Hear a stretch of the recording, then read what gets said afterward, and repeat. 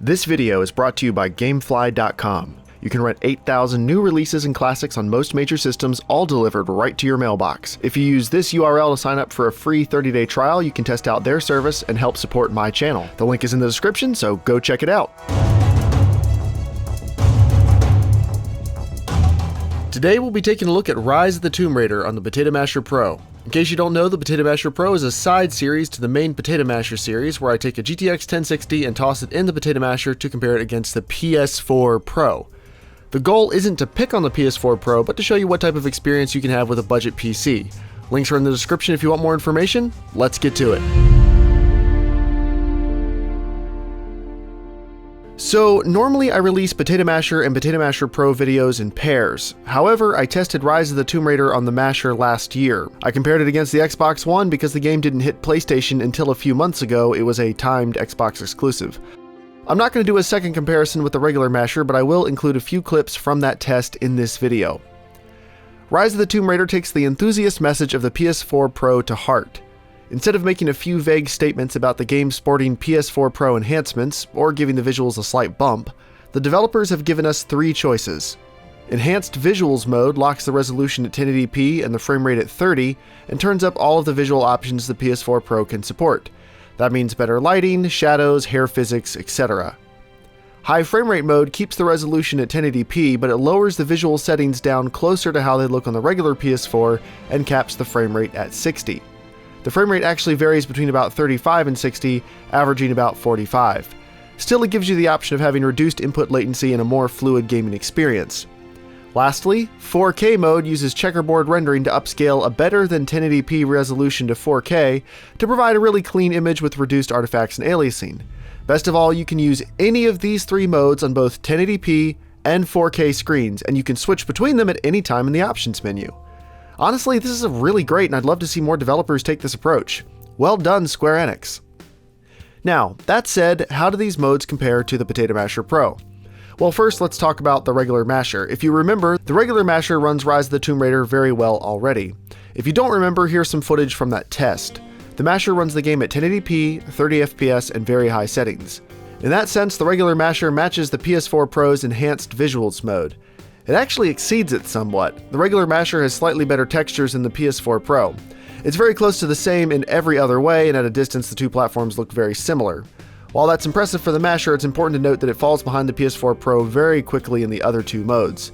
The regular Masher, remember this is with the GTX 760, it can't sustain a high frame rate unless you use the lowest visual settings, and while it can manage a decent looking 1440p image, it can't match up to the PS4 Pro's 4K mode. So let's set the regular Masher aside and focus back on the Masher Pro, because of course that's the point of this video. At 1080p, very high settings and locked at 30 FPS, the Masher loafs along at about 50 to 70% GPU usage. It looks better than the PS4 Pro, but let's speed on past 1080p. 1080p is fine, but we can do better than that. The Masher Pro and PS4 Pro both show quite a bit of aliasing shimmer at 1080p, and since the Masher Pro isn't working that hard at 1080p, I turned the resolution up to 1440p to take advantage of super sampling. I left all the visual settings turned up to very high. Now let's take a look at some more in-depth comparisons with the PS4 Pro. The Masher Pro has much better textures and ambient occlusion.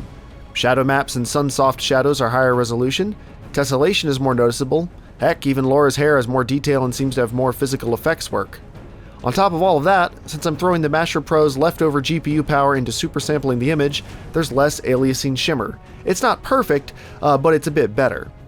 The PS4 Pro is not at all bad looking, but the Masher Pro is superior in every way to the PS4 Pro's Enhanced Visuals mode. So next, let's look at some high resolutions. Yes, the PS4 Pro calls it 4K mode, but it's being checkerboarded up from a lower resolution. In a future video, I'll be exploring how resolution scaling is not at all a bad thing, and it can be less noticeable than you think. But I know some of you are 4K purists, and you want to know if the Masher Pro can actually run the game at native resolution.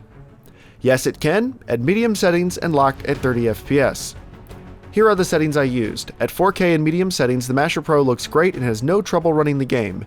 GPU and CPU usage are high like you'd expect, but is a great looking image.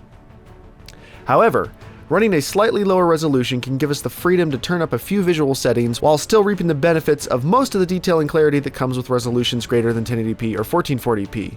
Not native 4K, but a lot closer than 1080p. So native 4K is 2160p. At about 1870p, the Masher Pro runs Rise of the Tomb Raider at high settings and again, 30 FPS. I don't know what resolution the PS4 Pro is actually rendering at in 4K mode, but my guess is that it's close to 1870p or very slightly below it. The two platforms seem to have very similar levels of sharpness, so I think the resolutions are somewhat close. The Masher Pro still has better shadows, ambient occlusion, textures, and lighting, but the two platforms are definitely closer than they were before. For a budget gaming rig like the Masher Pro, this is probably the better way to go if you're using a 4K screen. I do love native resolution, but this is a great compromise that gives you a really crisp image, very little aliasing, and still a very solid frame rate. And of course, if you prefer native 4K resolution, that's an option. Now, of course, to some people, saying a game runs at a really solid 30 FPS is like saying your Toyota Prius provides a wonderful driving experience. It might be good, and it's a little subjective, but there are definitely better experiences to be had. The PS4 Pro has the high frame rate mode, and while it's far from a locked 60 FPS, it's quite a bit better than 30. Now, if you're curious, as a little sidebar, PS4 Pro's boost mode can't actually help the frame rate get closer to 60 here. Since the game already has had a PS4 Pro patch, the console is presumably working as hard as it can be already, so boost mode wouldn't do anything. But back to the frame rate. I'll be honest, I normally prefer lower locked frame rates to high variable ones. It's more consistent and I like consistency. That said, the PS4 Pro version of the game does a good job smoothing the frame rate dips out so they don't feel as jarring as some other less optimized games. The graphics quality, while still 1080p, is a noticeable step down from the enhanced visuals mode. Shadows, lighting, anti-aliasing, etc. are all a bit worse. I had to lower the Masher Pro to 1080p in high settings to sustain a smooth 60 FPS. The frame rate is very consistent, much more so than the PS4 Pro, and the graphics are quite a bit better. I increased the resolution to 1440p and dropped the settings to medium. The Masher Pro now dips into the mid to low 50s, which is still better than the PS4 Pro. As a trade-off, you get the added benefits of super sampling, so the image is a little bit cleaner. The Masher Pro looks better than the PS4 Pro in high frame rate mode and runs at a more consistently high frame rate. Lastly, let's look at a unique comparison. So far I've been comparing the PS4 Pro's unique visual modes to corresponding settings on the Masher Pro for a like-to-like comparison. The basic differences between the PS4 Pro's modes is the trade-off between high-quality visuals and high frame rates. So, on the left is the Masher Pro running at 1080p, high settings, and 60 FPS, while the PS4 Pro is on the right running in 4K mode at 30 FPS. Now there's no question the PS4 Pro is sharper and has more detail here. However, the Masher Pro's overall settings are a bit better, and it's running at double the frame rate. So you get a lower resolution, less sharpness, less clarity, but you do get better shadows, better textures, etc. For an action game, that can be a pretty significant difference if high frame rates matter to you. Just the reduction in input latency is worth a bit, and the game still looks great at slightly less than the highest settings. Okay, so I've given you a ton of information. Let's break it down a little and summarize all the different variations and options we've covered in this video. The Masher Pro looks much better than the PS4 Pro in enhanced visuals mode. The regular Masher even looks better than the PS4 Pro. However, the regular Masher quickly gets left behind when we move up to 4K mode. The Masher Pro can run the game at native 4K, which the PS4 Pro can't, and at 1870p the Masher still looks better. In high frame rate mode, the PS4 Pro feels quite a bit smoother, but the visuals really start to suffer. The Masher Pro once again exceeds the PS4 Pro's visuals while running at a higher resolution and more consistent frame rate. So, yeah, it's a definite unequivocal victory for the Potato Masher Pro. PCs give you a ton of flexibility and scalability, providing games are optimized well enough to take advantage of the extra power potential, and in some cases they really aren't. You've seen that with some recent games like Mafia 3 and Dishonored 2. The differences between the two platforms might be really slight, or there might not be much of a difference at all in some cases. Rise of the Tomb Raider is well optimized enough that a faster system can really show you an awesome difference. It's actually very well optimized on both platforms. The Masher Pro just has more brute power and the game uses it. The PS4 Pro's only serious weakness is its CPU, which is presumably a large factor in it not being able to hit a solid 60 FPS, because that's been the case in plenty of other PS4 Pro games.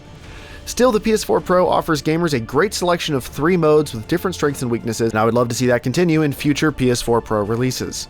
The Masher Pro is better basically across the board, but both versions of the game are great and you can have a great experience with either. If you haven't watched the normal Masher review of Rise of the Tomb Raider, check it out and consider subscribing to the channel or supporting me on Patreon if you enjoy my content. Thanks for watching and have a great day.